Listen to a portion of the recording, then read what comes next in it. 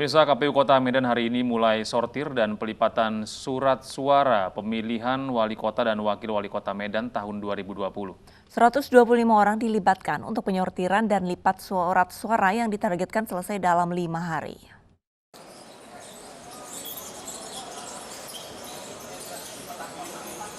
Sortir dan pelipatan surat suara untuk pemilihan wali kota dan wakil wali kota Medan tahun 2020 oleh KPU Kota Medan dilakukan di gudang KPU Medan ex Bandara Polonia Medan.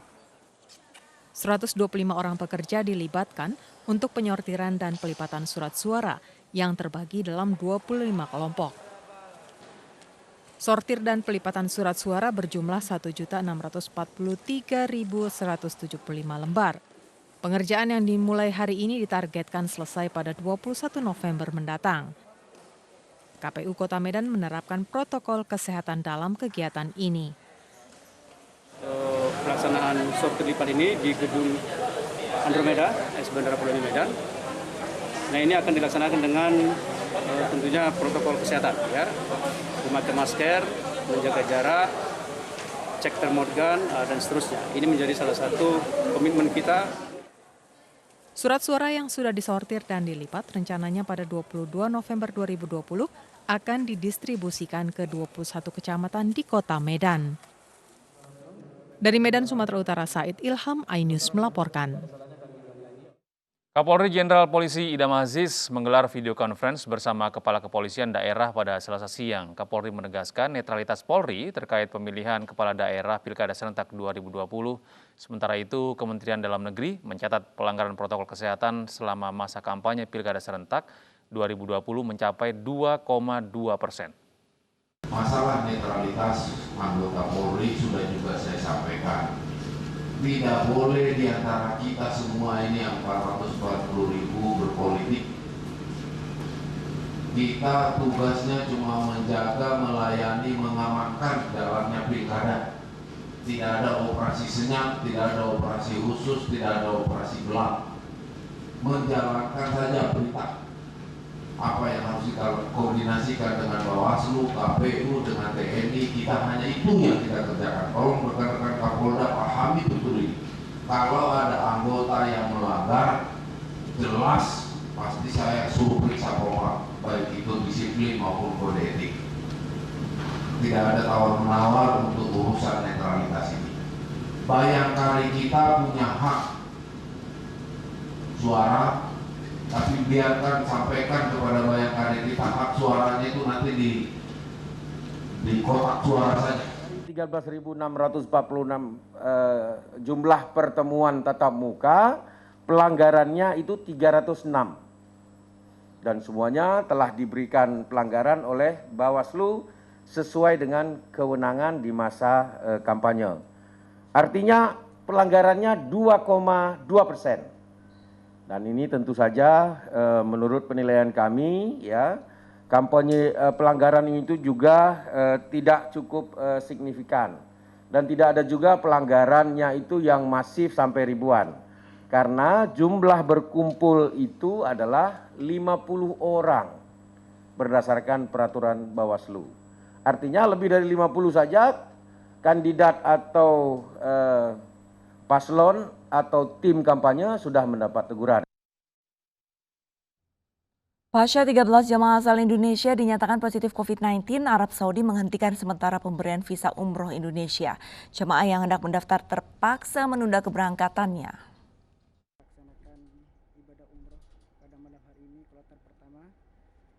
Arab Saudi menghentikan sementara visa umroh bagi jamaah asal Indonesia. Hal itu lantaran adanya evaluasi dan pengaturan penyelenggaraan ibadah umroh bagi jamaah Indonesia setelah 13 jamaah asal tanah air dinyatakan positif COVID-19.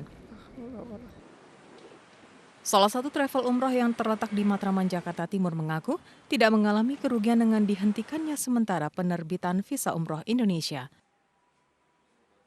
Kerugian sih tidak ada, cuman memang jamaah yang memang kemarin sudah ada niat untuk mendaftar untuk pergi beribadah umroh, jadinya memang agak terkendala dengan adanya informasi ini. Kendalanya seperti apa, Pak? Ya, menunggu kepastian, Pak, menunggu kepastian kapan visa umroh dibuka kembali.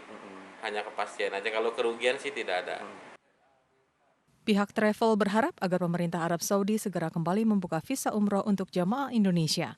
Dari Jakarta, Rio Manik, iNews melaporkan. Pemirsa, sidang pelanggaran UU ITE dengan terdakwa Gede Ari Astina alias Jering memasuki agenda duplik. Sebelum persidangan, Jering mendapat dukungan dari ibundanya Ida Resi Bujangga.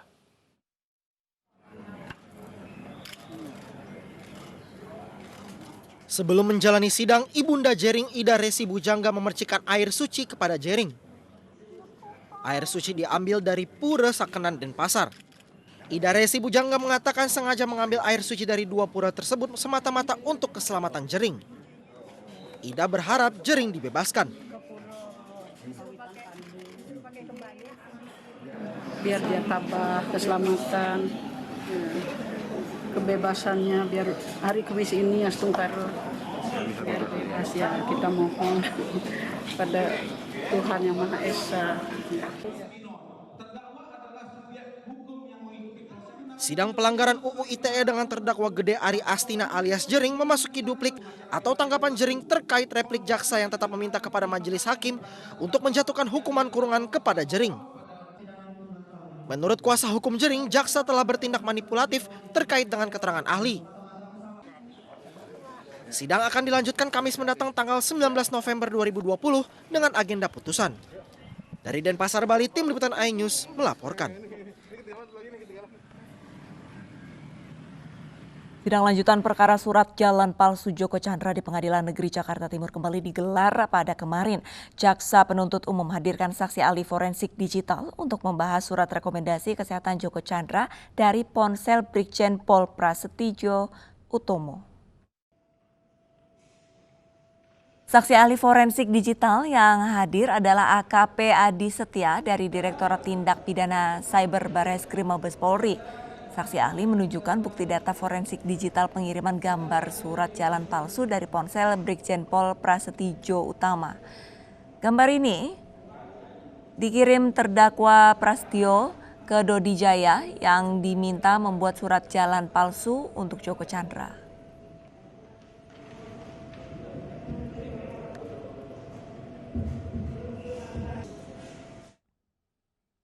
Pemirsa, batik telah menjadi identitas bangsa Indonesia yang terus berkembang di tengah arus modernitas. Ya, di tangan para desainer tanah air, batik kembali lestari melalui peragaan busana bertajuk Pakaianku Journey to Java.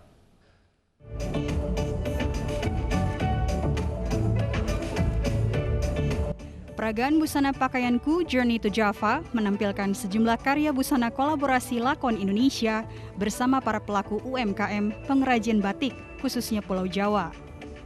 Terinspirasi dari warisan turun-temurun dari leluhur, lakon Indonesia menggambarkan sebuah perjalanan pelestarian budaya bangsa, khususnya batik. Seiring perkembangan zaman dan kreativitas para desainer, lembaran kain batik yang klasik berpadu cantik dengan material modern, mulai dari katun, denim, kanvas, chiffon, dan material lainnya. Pakaianku juga saya ingin mengangkat bahwa hasil karya tangan pengrajin kita itu sebenarnya sangat kualitasnya sangat baik. Tapi di sini mungkin kita membantu mereka untuk melakukan desain produknya sehingga lebih bisa diterima dengan gaya hidup masa kini gitu. Melibatkan sejumlah model, tamu undangan dan pengunjung, peragaan busana Pakaianku Journey to Java tetap menerapkan protokol pencegahan COVID-19. Bagus sekali, luar biasa. Jadi kita bisa melihat kekayaan Indonesia itu bukan dari pakaian saja, tapi tadi kombinasi yang dari fotografi, arsitektur dan lain-lain sih. Dan dari lakon Indonesia ini semoga juga selalu bisa menjadi wadah untuk anak muda untuk bisa menciptakan karya-karya dan juga mengembangkan, melestarikan agar bisa diterima oleh masyarakat luas. Melalui Pakaianku, lakon Indonesia berkomitmen untuk menjadi titik balik pembangunan budaya serta tradisi yang memperkuat kepribadian Indonesia. Dari Jakarta, Naila Asmi, Seprio Donaldo, iNews melaporkan. Rakyat Palestina merayakan 16 tahun wafatnya Yasser Arafat, sosok kontroversial pemersatu bangsa Palestina. Informasi dari mancanegara akan kami hadirkan usai jeda.